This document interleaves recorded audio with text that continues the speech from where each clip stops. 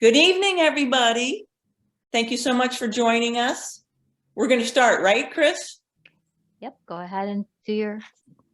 Okay.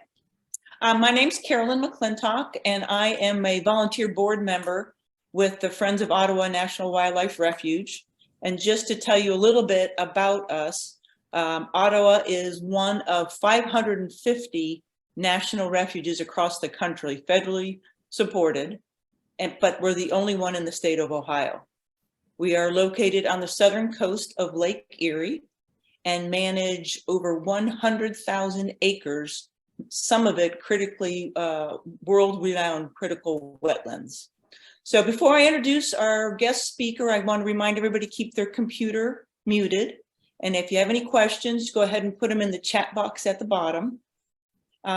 You'll see in the chat box later in the presentation a survey. We'd love your feedback. And also a link to our website so you can learn a little about us. And also, I'd like to promote our nature store. About this time last year, I did a lot of holiday shopping, and they have some really unique, cool gifts. So check that out. But I'm really pleased to introduce now Ryan Mooney-Bullock. She is the executive director for Green Umbrella. I've known Green Umbrella for about a decade, and Ryan almost as long. And they continue to pump out wonderful, environmentally friendly projects. So I'm going to hand it over to Ryan. Thank you so much. Thank you, Carolyn. I'm super excited to be here with you tonight, all the way down from Cincinnati, Ohio. And depending on what you want to see during the presentation, you're welcome to select the speaker view or gallery if you want to see other audience members, but hopefully y'all can see my slides and me as we get going. So Carolyn invited me tonight to share a little bit about what is happening in Cincinnati around sustainability and what are kind of unique approaches.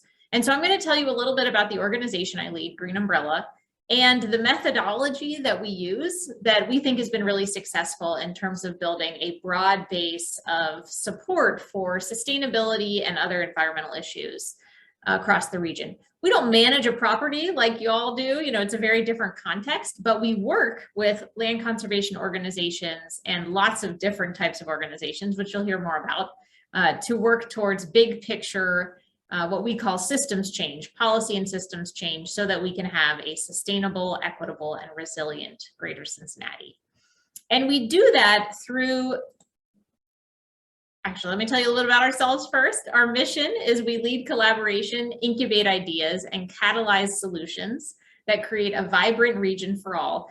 And we have really identified that the audience for our organization, or the folks that we're both working with and trying to influence, are the organizations and individuals at those organizations who are interested in convening around sustainability, and the community influencers and decision makers who are capable of driving impact. So we don't do a ton of stuff that is like directed to the general public. We certainly have our communications channels and lots of people engage in those. But in terms of the programming that we do, it is really geared towards other organizations and people who are working in sustainability and climate related fields. So it's kind of different already from the beginning. And another unique thing about us is that we use this model called collective impact. And it's really just, you know, a fancy phrase for a structured form of collaboration that embraces continuous improvement and rigorous data to drive transformative social change. And we also talk about environmental change, right? Sometimes the things that we're working on are things that people do, and other times they're the actual state of the physical environment. And we know that those things are very closely connected and interrelate with each other.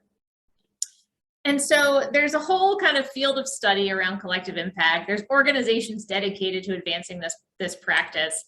And they've identified these conditions of success for collective impact initiatives. I'm just going to highlight them because it explains a little bit more about like what it is that we actually do. So in order for this type of collaborative approach to succeed, there has to be some kind of common agenda. So a shared understanding of the problem and a shared goal that everyone is working towards, and a framework for change. There needs to be shared measurement. So the organization or the collaborative is collecting data, measuring results, and really using that to drive their decisions and where they go in the future. There are mutually reinforcing activities. So that is the idea that everybody who's involved in the team, the work that they're doing with that team also benefits the work they're doing in their regular, day job. So it's there's a clear case for saying, yes, employee of the Cincinnati Park District, being involved in this collaborative is not only going to help advance a big picture goal for our region, it's also going to help you more successfully do your job and achieve the goals that you're trying to achieve for your organization. We also value continuous communication. So hopefully people are not operating in a silo, but everyone is aware of what each other are doing and are able to kind of come in and support as needed. And finally, I have a whole slide dedicated to this next one because it's so critical to who we are and what we do. There's a need for backbone support. And this is really what Green Umbrella does for the Greater Cincinnati environmental community. We have dedicated staff who are knowledgeable in not only specific issue areas, but in collaboration and how to facilitate it so that we can keep these groups made up of many different organizations from every sector you can imagine, moving forward and making progress towards shared goals together. We have the resources and the skills to convene and coordinate these participating organizations so that we truly achieve those kind of systems change, policy change goals that we're working towards.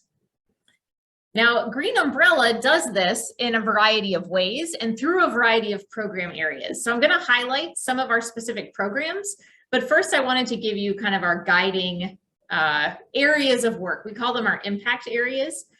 So we want to make sure that we're focused on people. So we want the residents of our region to thrive because they have access to nature, healthy environments, fresh food, and good transportation options. For the built environment, we want our property managers and the folks who own property to improve the sustainability of their campuses and the health of the people who work and play in them. That's both the building itself and the grounds that surround it. In policy, we want our local government across a 10-county region to reduce their climate footprint and use natural systems and smart development to improve their livability and resiliency. That obviously connects into people. Everything's connected in this model. In vibrant landscapes, we want our vibrant landscape to provide quality habitat, ecosystem services, including carbon sequestration, stormwater management, and connect people to their places and to each other. Any questions before I dive into some of the specifics of what our different programs are? All right, yes, Carolyn, I'm going to get to yours in just a sec. All right, so I'm going to highlight a few different programs. We have about 6 programs right now. But first, I just kind of want to take a step back and talk a little bit about why we do some of the work we do and how it's been changing over time. So Cincinnati, like many cities, I know this is true in Cleveland and Toledo and probably every place folks on the line live. But we have very different outcomes in terms of health, economic stability based on where you live in our region. So we sometimes call it the tale of two Cincinnatis. We see a 20-year difference in life expectancy from one zip code to another in the city of Cincinnati. That's just within the city. And we have, a much larger area in terms of suburbs and exurbs. And, we know through studies that a person's health outcomes are only 10% based on, their access to healthcare, only 5% based on their DNA, but 85% based on their environment and their behavior. And so we've been spending a lot of our time and energy educating, raising awareness about how our physical environment, including our tree canopy, how much surface is paved or built, levels of pollution, access to green space. Those are not only things that make a community feel good, but they're the things that make the people in those communities feel good or bad, depending on where they live. and have long-term effects on their health outcomes. And we know that that's only going to continue to intensify with the effects of climate change that we're already seeing and that we're going to keep seeing accelerate, because folks who live in the neighborhoods that are already having negative impacts in terms of the physical environment are the most at risk. And so we're spending a lot of time thinking about how low-income communities, communities of color in Cincinnati and in our region have borne the brunt of environmental harms in our society. And we want to make sure that work that we do moving forward is really benefiting those constituents the most. And one of the really cool ways that we've been able to start that work is by co-developing and co-facilitating a program called Climate Safe Neighborhoods with an organization called Groundwork Ohio River Valley. And we've created, it's called a climate advisory group, where we go into a neighborhood and we pull a group of residents together to do a really intensive focus group. So part of it is them learning about climate science, learning about redlining and other policy choices that have made their neighborhoods look and feel the way they are now, but to really focus on solutions. So how can we use their lived experience in those neighborhoods to come up with a vision for how those neighborhoods can be places that help solve climate change and help make sure that those neighbors are able to be resilient and are not experiencing additional health risks. And so we've done 8 neighborhoods so far in 3 different groups. And this is a map that just kind of shows what that work looks like. So coming out of that process, the neighbors come up with a map of what they want to see in their community. So everything from street trees to vacant lots being turned into community farms or community green space, reflective parking lots, rain gardens, things that are solving problems like flooding and air quality and urban heat island effect are all being identified by neighbors. And then we can take those and work with those neighbors to advocate for investments in those improvements in their communities. And the privilege of doing that work with local neighbors and really working closely with the city of Cincinnati over the last few years has led us to launch a new body of work to expand our kind of governmental and resident outreach to a much larger audience. So we are in the process of launching what's called a regional climate collaborative. And I forgot to look up to see if there's one already in place in Northern Ohio, but this is a model that is used across the country to pull together local governments and other community organizations across a large footprint to develop a collaborative plan for reducing their climate footprint and for planning to be more resilient. So we know that there's huge infrastructure investments that need to be made in order to solve these big challenges, and they really can't be done on a local jurisdiction level.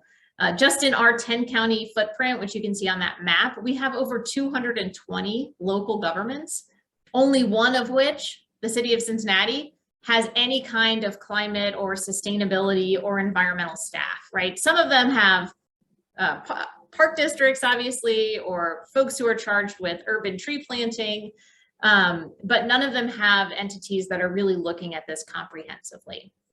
And so we are kind of bringing the expertise and the capacity to these local governments to get them to both work together to come up with a regional climate action plan, but also to decide, what as a specific community they can choose to do next. And so we're coming up with this vision together. We're just in the middle of launching this plan, but we're hoping that it can really bring the expertise that we've been able to develop by working with the city of Cincinnati over the last 15 years on this work into the footprint of our entire region. I'd love to pause for questions if anybody has any on all that body of work. Brian? Yeah. I do actually, because what you're saying actually really sparked something I watched recently, and you probably know exactly what I'm talking about. And I'm a nurse, so the whole thing of how people, manage to be healthy, especially when we're tasked with things like healthy people. What is it, 2030 now? I think it's up to from 2020. Yeah. I watched recently a documentary on Chicago and the heat wave. Yep.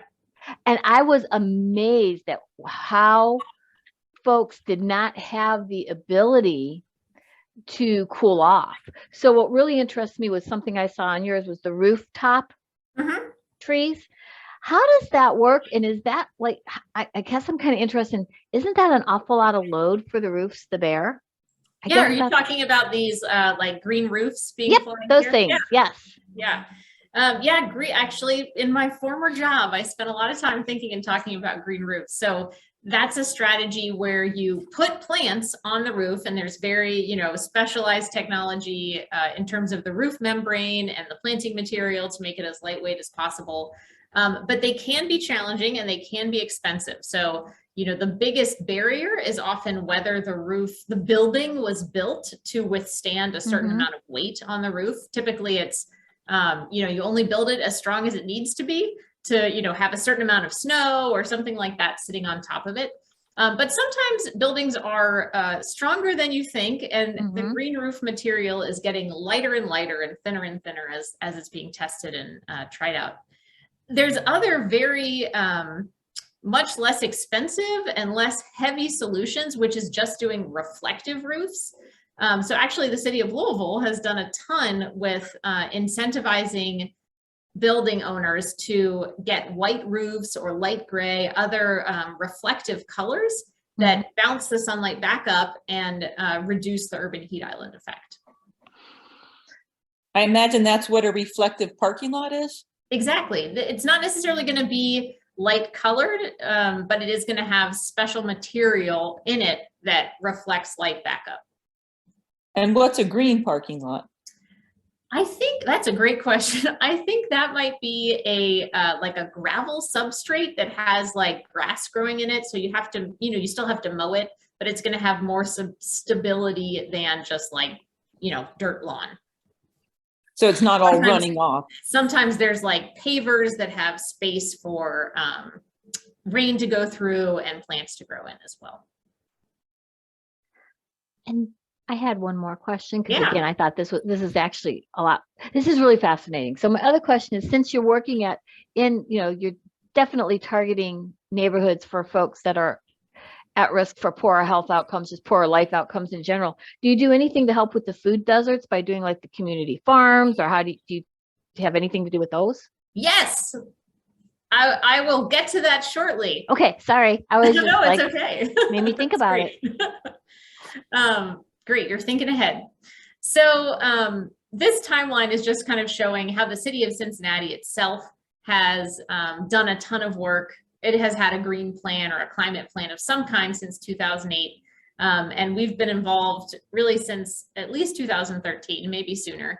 But one of the ways we were able to support even more intensively in the last couple of years, we are right now going through a new Green Cincinnati plan renewal process, and Green Umbrella is one of the partners that's making sure that there's an equity focus throughout the whole process, and that the recommendations that come out of it are really used as a chance to restore equity and transform our communities that have been most harmed in the past, like I mentioned. And one of the cool things we're able to do was put together a study, which is available on our website, that it benchmarks how other cities have used equity in their climate or their green planning. And there are some amazing case studies in there from across the country, a couple global examples as well. And we have been able to learn so much by looking at what other cities have already done, tried, figured out, kind of reflected on, and are using that to feed into this new Green Cincinnati plan. We were also able to partner on a climate equity indicators report. So we looked at neighborhood by neighborhood. What's the data, right? Like, what are the chronic health issues that are coming up? What is the tree canopy? What are the heat issues? We've done some intensive kind of heat studies with federal partners to see what's really happening on the ground in different neighborhoods. So it's been really interesting to not only do deep dives into very specific neighborhoods that are most vulnerable, but to also have data that shows us across the city where we need to be prioritizing. So the Regional Climate Collaborative I mentioned before that is in the process of launching. And one of the things that we're really excited about that is it's an opportunity to connect with policymakers around a variety of different issues. So, you know, I think we probably all know that everything ties back to climate somehow. Even, you know, things like recycling and water use have a climate footprint. And one of the things that we see as a key opportunity here is looking at our region's land use and land conservation and restoration work as a part of that climate collaborative. But because again, a lot of the decisions that are being made on a planning or zoning level are being made local government by local government, or maybe at the county level if you're lucky. But the green space conservation community has not typically had a big voice at those tables. And so we have a green space impact team that has been around really for almost as long as Green Umbrella has, which is 24 years. And it's made up of people who are passionate about conservation, restoration. They run organizations, many of which are volunteer-based like y'all's. And they are focused on protecting the land that they know is really valuable in our region for ecosystem purposes, for habitat, for specific species. And they put their brains together and came up with this really cool tool that has a long name. It's the Environmental Mitigation and Suitability Modeler. And I'm happy to find the link before we wrap up today and share it with you. But it was developed as a way to allow local governments, developers, property owners who are looking for mitigation projects to find properties that are appropriate for the activities that they're looking for. And it allows them to select a ton of different criteria based on what they're interested in. So this just kind of shows you a rundown of some of the factors. So, you know, if I was a conservation agency that was focused on preserving agricultural land, I might want to look at, you know, what the prime farmland is or what the soil types are. We've got information on environmental justice data from the EPA. We've got, you know, just what's the land cover and where are the waterways. And so this tool was developed with the hope that it could inform future conservation activities and help us to prioritize, you know, what are really the most important places to protect, and to provide that data to local governments and other decision makers who are trying to make good choices, not just for their tax base, but also for preserving the landscape in their community. All right, now I'm gonna get to Chris's question around food. So Green Umbrella manages a bunch of different programs. Many of them have, you know, very specific names and identities.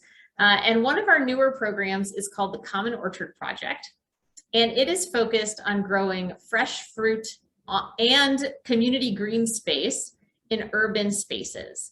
And so it typically will come in and work with a neighborhood group that wants to see a vacant or a blighted lot in their neighborhood transformed into something beautiful and productive. And so we come in and design an orchard based on what they're interested in. We have a very specific model. This is one that's still pretty young in this picture, but we've got fruit trees. Here's a little baby one in the foreground. But then we also plant lots of other plants in between them that attract pollinators. They attract, you know, insects that eat other insects so that we can keep those fruit trees healthy. They repel other pests. We also grow locust trees in them to help fix nitrogen in the soil.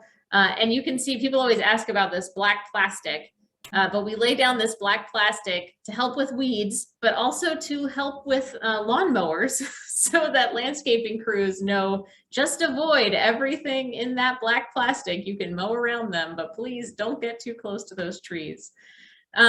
We have planted 22 orchards so far, 14 in just the last couple of years, with a goal to plant 10 annually for the next few years. And these trees not only, you know, produce food for the community, but they also have a ton of ecosystem services. So, you know, each orchard is expected to sequester 2.7 tons of carbon over its lifetime. and absorb 500 gallons of water during each significant rain event, which is really important in Cincinnati because one of our biggest environmental pollution issues is stormwater runoff.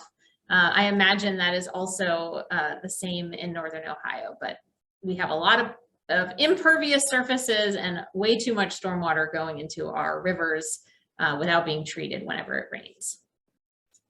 So this is one way we're working in food, and I'll come back to another one shortly. A lot of those orchards are being planted at schools because we have been putting a huge emphasis on working with our local school districts. Cincinnati Public Schools is the largest one in our region, to make sure that school campuses have natural spaces for kids to get outside. Some of them are amazing. You know, we have schools with full-on arboretums and tons of garden beds. We have schools with woods and hiking trails, either on their property or on a park's property that's right next door and totally accessible. But we have other schools that are really just, you know, lawn with a few trees and a playground on a rubberized surface. And so we want to make sure that no matter what school students in our district go to, they have access to outdoor learning, exploration, environmental education, and time in natural spaces. So, you know, while it's great to be outside, we want to make sure they're also outside in natural spaces so they have that chance to look and observe and get to know the world around them. And so because of all of the advocacy we've been doing with the schools, with getting to know principals and what they want to get done and have on their campuses, many of them have requested orchards. So it's exciting to get these orchards planted at schools where the kids can really, you know, watch something grow that they recognize and get to take care of it a little bit. We have been working closely with the district, and right now are planning campus improvements on 20 school sites. So the district has 65 schools total, and we've kind of prioritized these 20 based on what they currently have on their site, based on demographics of the student population, the neighborhoods that they're in, and how much green space or tree canopy is in those neighborhoods. And the schools are so excited. One of my staff people gets to go around and visit and, you know, chat with principals and, you know, plan out what they're doing where, and they all just want to do more and more and more. So we're really excited to see that enthusiasm. I think, you know, one thing COVID taught us is that everybody recognizes how important it is to be outside, both for mental health, physical health, and there's also just so many other benefits to youth in particular. Anything from their eyesight is actually improved by being outside, but so is attendance and academic outcomes. So it's really a win-win for everybody. We also work in food really directly through the Greater Cincinnati Regional Food Policy Council, which is another program of Green Umbrella. It's working to create a resilient regional food system. And it does that in a variety of ways. It has, there is an actual policy council, and a lot of the things that they work on are, as you can imagine, policy related. But we really try to think through, like, what are all the different pieces that need to be in place in the food system in order for it to really serve local farmers, regional farmers, and get the food distributed within our region, which is really, really complicated. You know, our national and global food system is set up for long distance travel, and it takes a lot of work to get local food to where it needs to go, especially for large buyers. So one of our big successes has been supporting our local food hub, which is called Local Food Connection, to build up its infrastructure and its farmer network that all needs to be food safety certified. It's called GAP certified in order to sell to large customers like school districts, businesses, event centers, all those places. And so we've been able to support them to not only like rapidly increase their sales volume, but to get a significant amount of local food into our local schools. So just last week, we had our local menu takeover week where 4 school districts across the region, including Cincinnati Public Schools, served local food on their menus all week long. Cincinnati Public actually sources a huge amount of their produce and other, even milk and bread within a certain radius. So we've been seeing huge increases in local food procurement thanks to the work of that team. They also do a lot related to local healthy food access within the emergency food system. So we know that if folks are, picking up food from a local food pantry, it's not always going to be local food, but we think it's really important that even if it's not local, we want to make sure there's healthy and fresh options. So it's not all kind of processed and long shelf life items, but they have access to fresh, culturally appropriate food that they can prepare at home. All right, just got 2 more programs for you. We have also been the home of Tri-State Trails, which is the regional trails network for Greater Cincinnati. It's really focused on building a connected regional trail system that's both like separate, segregated use trails, like you would imagine, but also bike lanes, safe pedestrian networks. We love it all as long as it helps people stay safe while they're getting around on foot or on wheels of any kind. Tri-State Trails is actually graduating from Green Umbrella, hopefully at the end of the year, and becoming their own organization. They've grown immensely and have been super successful, which is awesome. And one of the things they've been working on most recently is what we call the Cincinnati Riding or Walking Network, or the CROWN. And it is a vision for a 34-mile trail loop that circumnavigates the city of Cincinnati, touches almost all of our neighborhoods, and also connects to bike lanes and other long distance trail corridors that are adjacent to our community. And so we've tested out some new strategies over the last couple of years and actually got into the world of capital fundraising and helped raise $10 million as local match dollars to build out this trail. So whenever a city has to apply for a state or a federal grant, they always have to bring some money to the table. And so we have raised these funds to help those local governments draw in the dollars that they need without kind of being at the mercy of whatever their fiscal year budget looks like that year. So we didn't want there to be any barriers to getting this built. And Cincinnati's philanthropic and corporate community really came out of the woodwork to support this because they see that it's so essential for quality of life, giving people options in terms of how to get around, and keeping people safe. We've had a lot of unfortunate pedestrian and bicycle fatalities and other crashes. They've been increasing in the last few years. And so there's even more awareness about how separated use paths can be a really safe way for people to get around. Ryan, I have a quick question for you because I'm a big biker. When is this proposed loop, do you think, going to be done? That's a great question. If we get it done by 2030, that would be amazing.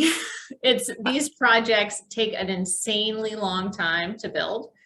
So even things that are like currently grant funded might not get built until 2026 because how long it takes to stage out the grant funding. So the corridors that we need the most work done on in terms of acquiring land still are over here on the west side. And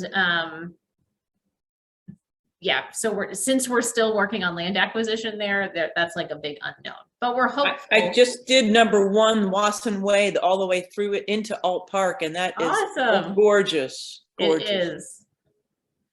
If this is a really, and again, kind of going back to the equity issue, one of the things we're most proud of and why we wanted to see this whole loop happen instead of, we have some amazing trails, as Carolyn was just referencing, that are very concentrated on the east side, which tends to be the wealthier part of town, the whiter part of town.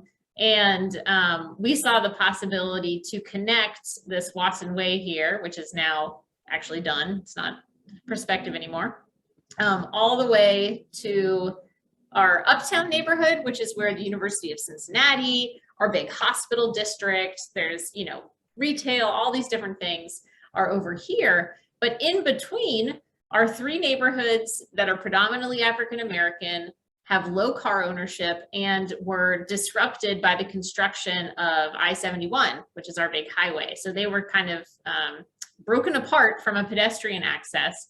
And we've found the path and secured the funding to build this trail. So it'll create a really quality pedestrian and bicycle route, not only to, again, all this beautiful green space and trail, but to employment, jobs, healthcare for residents who probably don't have a car. So we're really proud of that.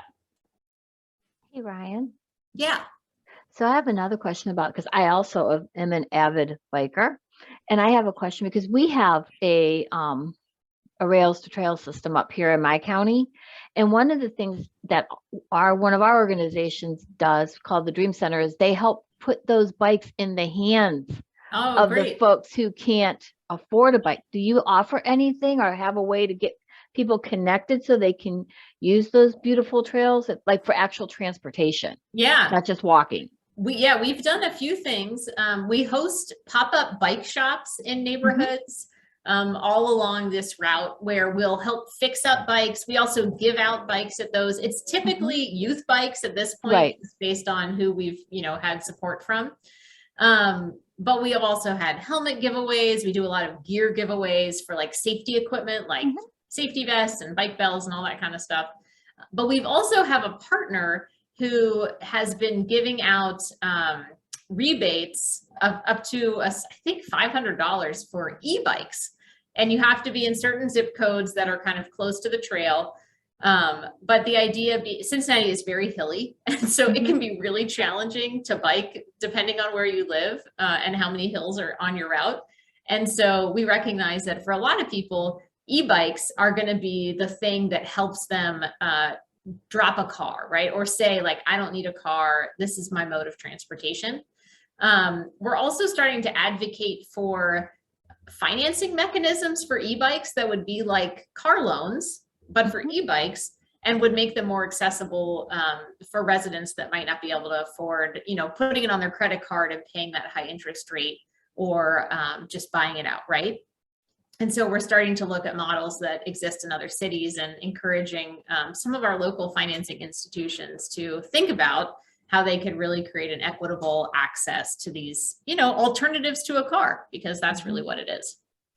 Thank you. I never even thought about the e-bike. Like I said, we have the bicycles where they'll, like, all of us go around. There's a whole handful of us that if there's like a bike on the side of the road, we're grabbing it because this place will take it and they will repair them and give them to people. That's great. And we have some local organizations that do that, fix up bikes, teach people how to be their own bike mechanic.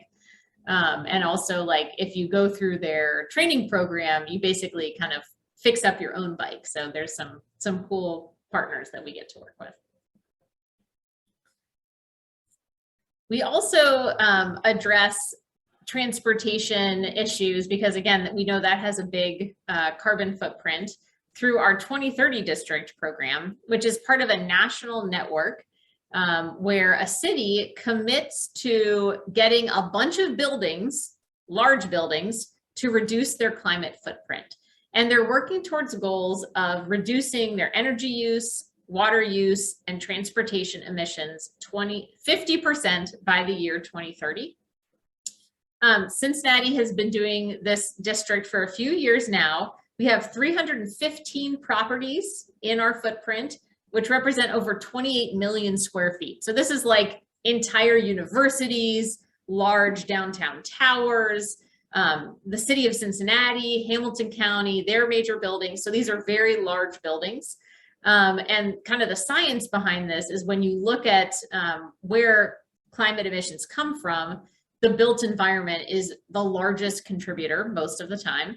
And in the city of Cincinnati, it is by far the largest, especially, again, these large buildings. There's a lot of energy waste because lights are just on all the time and they haven't kind of gone through the, especially in the older buildings, they haven't retrofitted them for more efficient heating, ventilation, and air conditioning, or more efficient light bulbs.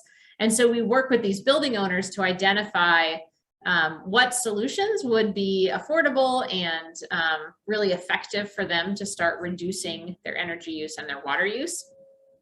We also work with them to develop programming for their employees to help them think about how do they get to work and how could they do that in a way that's more green. So we have an annual survey, and then we have kind of some HR resources that we share with these companies to help them think through how they might be accidentally subsidizing people driving a single occupant combustion engine car to work, when really they could be incentivizing them to take the bus or take a bike or walk, or carpool, even get an electric vehicle. So there's lots of solutions that we can shift people towards, but it definitely takes work because Cincinnati is a very car-centric city. We do have a improving public transportation system, but it is just like the norm for people to drive. That's what's considered, you know, what everybody does. And so this district, again, is just one way with one particular audience to try to tackle some of these big goals. All right, I have a few more slides I could show that get into some more of like the systems change stuff, but I'm also happy to pause here and see what questions you have. Those are all of our programs, so I've run down the full list there. Can I just say, Ryan, how many employees do you have to do all this? We have 18 employees, full-time employees right now. We always have a number of interns, thanks to the Dorothy Francis Charitable Foundation, which Carolyn gets to support us with. And it's a small but mighty team. It has grown rapidly. So when I joined about 5 years ago, we had 4 people on our staff, and now we have 18. So we've just we've recognized that where we can devote staff to our programmatic work instead of solely relying on volunteers to lead these collaborative efforts, we're just able to move so much faster. And so that has been a lot of our work, is kind of building out the programmatic team and then making sure we can keep up with them all with our communications and events and all that other kind of stuff. Very impressive. Thank you. Brian, I think you're doing an amazing amount of work. And I know I have like tons of questions just because I'm really finding this super fascinating. What brought this to be your passion? What made you decide this was the thing you wanted to do? Yeah, thanks for asking. I have, to be honest, been like an environmental junkie since I was a kid. My parents are both lawyers and didn't really, you know, we spent a lot of time outside, so I'm sure that had a lot to do with it. But my best friend's family was very environmentally focused. You know, they always paid attention to where their thermostat was. They composted. She got me involved in like an eco club when I was in elementary school, and it was always just a passion for me. I'm also a big like tree geek. I just like love learning about and identifying and spending time with trees. And when I went to college, it took me a while to figure out that like, oh yeah, I could have a job that, you know, would focus on environmental issues, but was able to do environmental studies in undergrad. And then I've also been always very passionate about social issues. And so knew that whatever I did would have to kind of be at the intersection of people and the environment. So I worked at an organization called the Center for Neighborhood Technology in Chicago for a few years, where I just got the sense of like what it's like to marry urban sustainability, environmental quality. I actually ended up becoming a high school science teacher for a while, which was really exciting, and pursued an environmental science master's degree, and then shifted back more into the environmental nonprofit space. So I think it's just like in my DNA, and it's just a real passion for me. So it's exciting to get to lead a team of folks who are also really passionate and working to raise awareness about these issues across our region. Brian, I haven't heard discussion about making skyscrapers bird friendly. Oh yeah. Do you have any plans to make bird strikes less of a problem?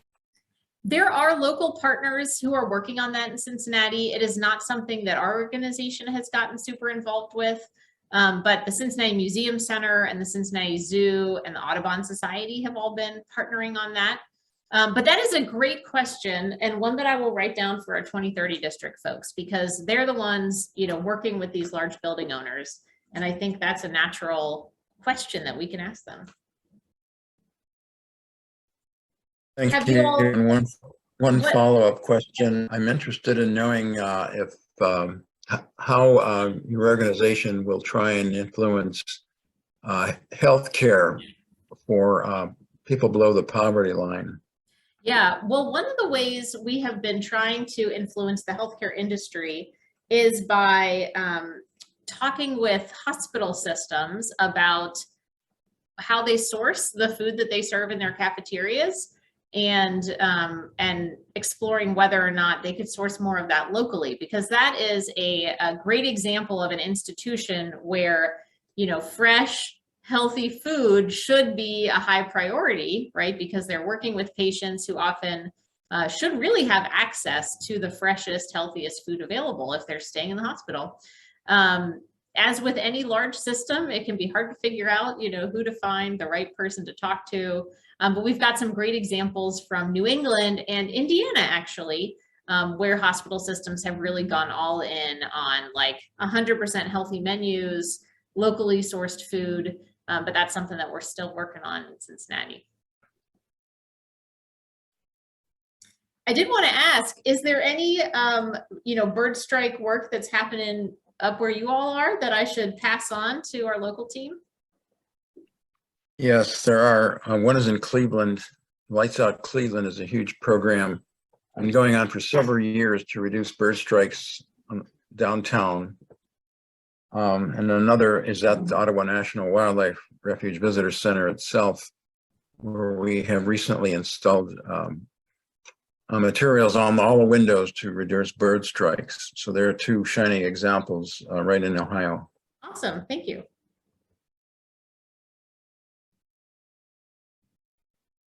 And Ryan, when I mentioned healthcare, I'm really interested in access to healthcare Oh, for the okay. uninsured. Can you talk to that, please? Yeah, we do not specifically work in that. Unless you're thinking about, you know, can you ride a bike to the doctor?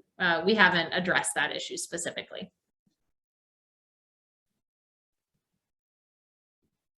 Hey, Ryan. Yeah.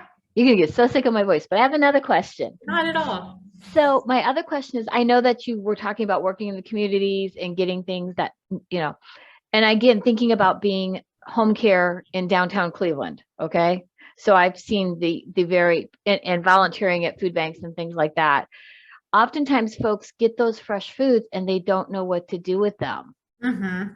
You know, I can remember handing out like a cabbage and somebody saying, what do I do with that? Yeah. Do you offer even ways to help engage with those people, the people more, so that they can use what they're getting, and also realize that even though this takes time, it's going to help them in the end, because a lot of times their needs are super immediate. Yeah. Yeah, and I threw up this slide because I think it gets at some of what you're asking about. A lot of times, and it kind of goes back to, actually, let me go to this one. Back when we're trying to think through, like, how do you develop a common agenda for a collaborative team? It can be one of the hardest things in the whole process, because people have so many different perspectives or understandings or biases about like what the problem is that you're trying to solve as a group. And I think you touched on a great example, right? So like the idea that, oh, if you make the fresh food available for free, then great, like problem solved. Like, why would there be any issues after that? But once you start talking to people and realizing like what their logistics are, you know, what their life story is, there can be a ton of barriers involved, right? They might not have grown up learning how to cook. They might not even have an operating cook stove in their house. There's so like things that I think a lot of us just would not assume are an issue can really be an issue. If it's a food that they don't recognize or that's not culturally appropriate for them, because they just don't have experience with it, that might be another barrier. And so we don't do any direct education, but we have partners that do all of that. So we have an amazing organization locally called La Soup that rescues a huge amount of food and then transforms it into healthy meals. They make soup mostly that they then give away or sell. But they also do education for students, for families, for adults. where they teach people how to cook in a crock pot, right? Like how to make soups and other things that are easy to prepare without having a full stove or oven. And just kind of equip them, like, here's what to do with this. You know, we have other organizations that are making recipes to drop in produce boxes that are getting given away. So folks at least have a sense of like, what could I do if I have the time and the equipment needed to cook? So all of those questions kind of like plug into what's the real problem and how are we going to tackle it? You know, I think you also touched a little bit on what we call the conditions of systems change. You know, some of it's like, okay, are there policies in place, both at the government level and like the institutional level that inform what actually happens? You know, is that actually happening? How are resources being distributed? So these are all things that like people typically think of when they think of systems change. But a lot of times the things that are more important to driving real change are like people's mental models about what they can do, you know, what their role in the community is, what they have time for, right? And so this work gets more and more complicated, honestly, like the more you know about it, right? Because you recognize it's not just about getting somebody some ingredients. There's a lot of really complex pieces at play. Yeah, I totally agree with that, because just even being a nurse, it's very easy to tell someone who's diabetic, just take your insulin. But if you don't ask them what matters to them and give them a reason why they want, you know, help them, not necessarily give them a reason, but help them understand why they want to make some lifestyle changes and some of those mental changes, you're always going to get the same result. And sometimes it's just such a small change, you know, that makes a big difference. So thank you. Yeah.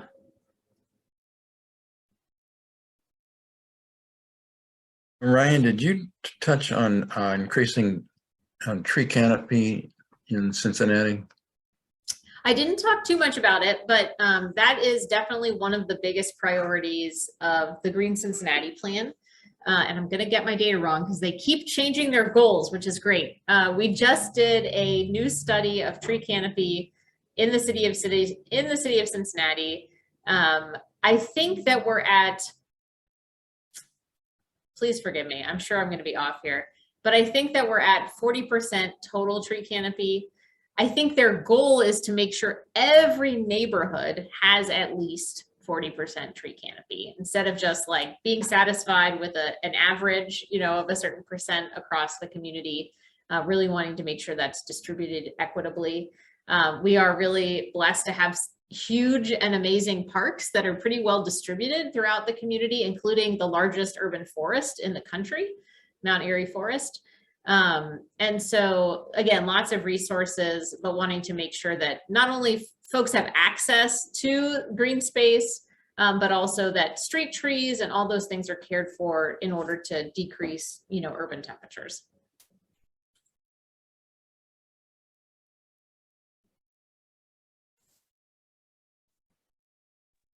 Does anybody else have any other questions for Ryan?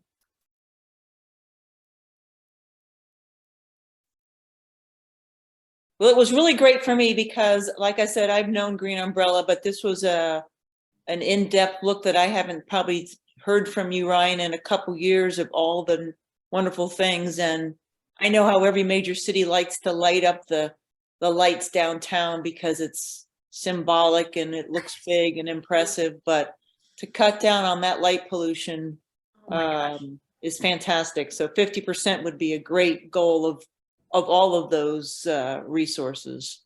Absolutely.